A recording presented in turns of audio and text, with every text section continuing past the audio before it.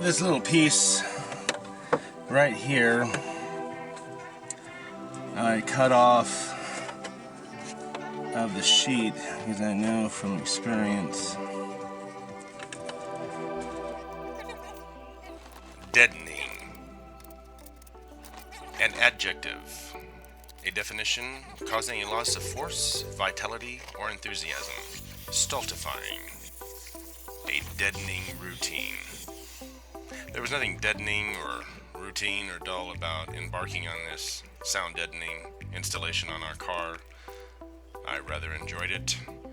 Being one with nature outside.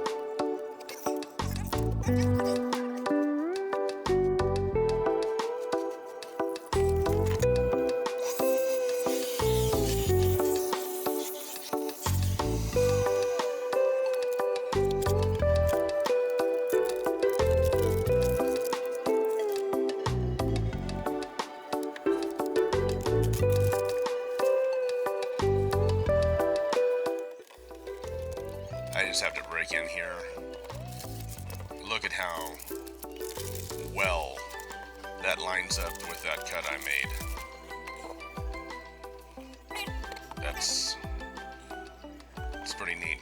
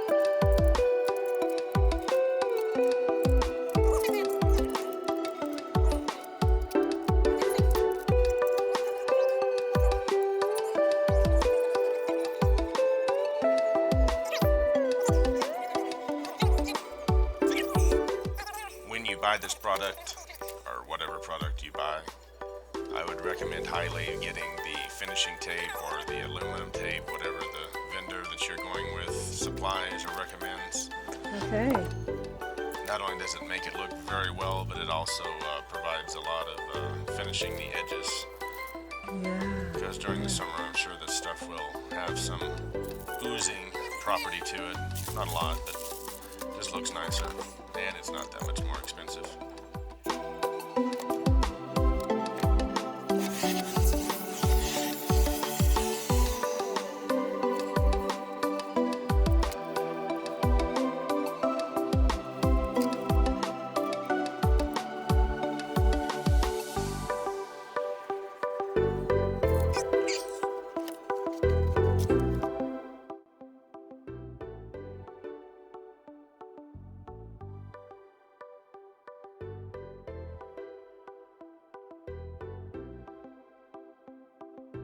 Okay.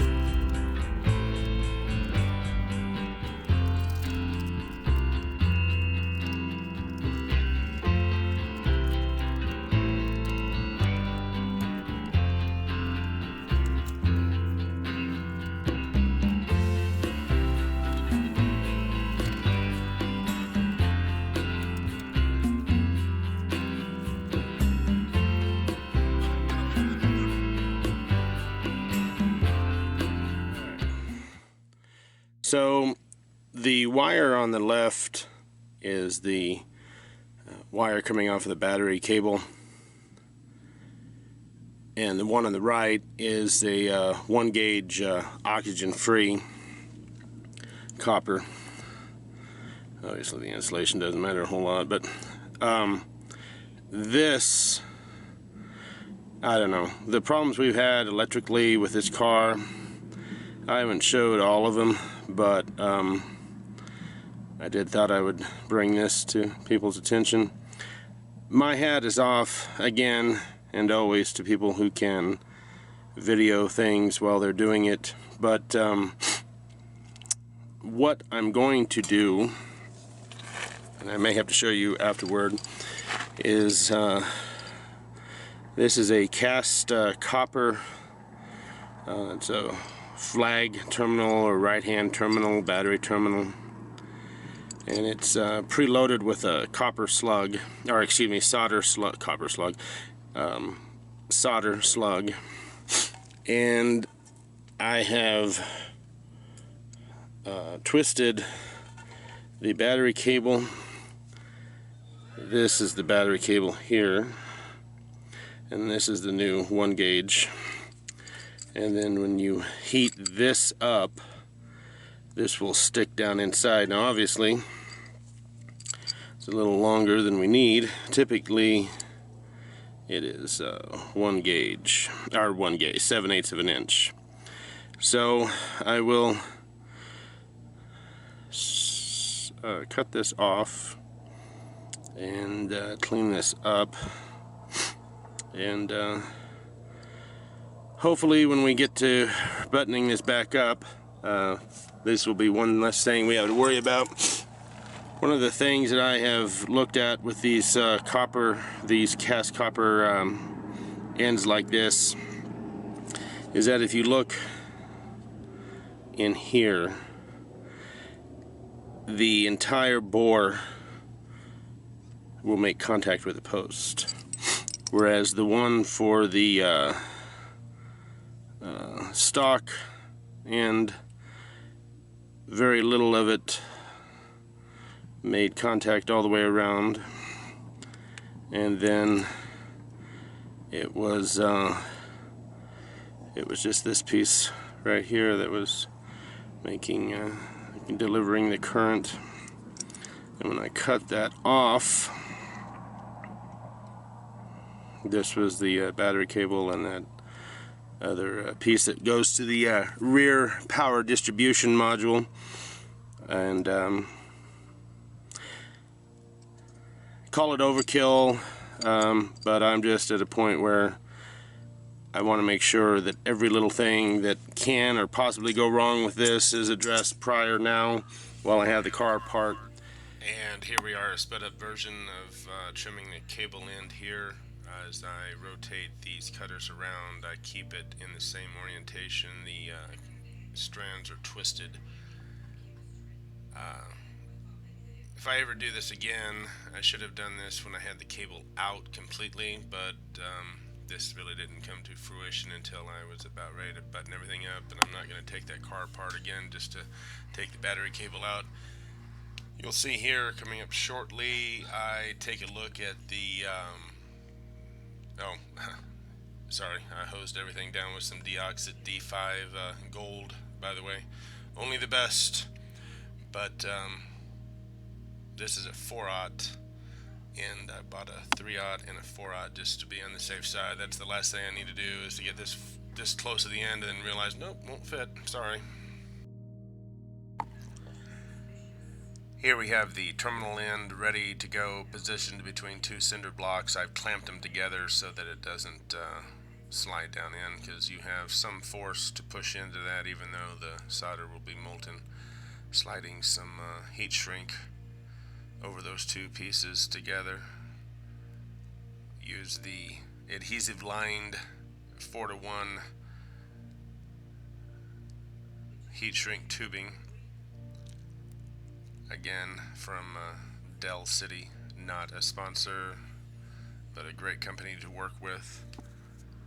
I know the anticipation is culminating. You're sitting on the edge of your seats to see what this is going to do.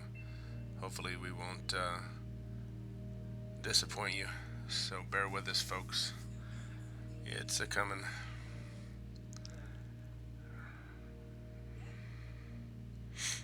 Never again would I do this with the battery cable in the car.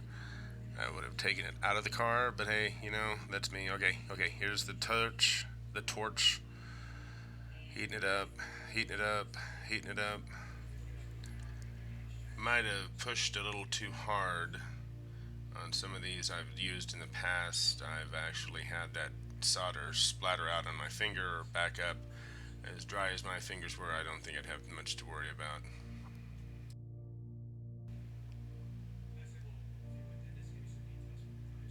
And what's coming up here is a little demonstration or video showing the copper ends of both the ground cable, negative battery cable, and the or what would be also the same type of connection made on the positive end going to the distribution block in the back.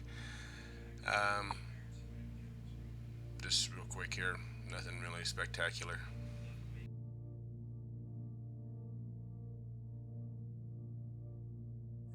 Alright, this is the end that will go to the rear fuse block, and then this is the end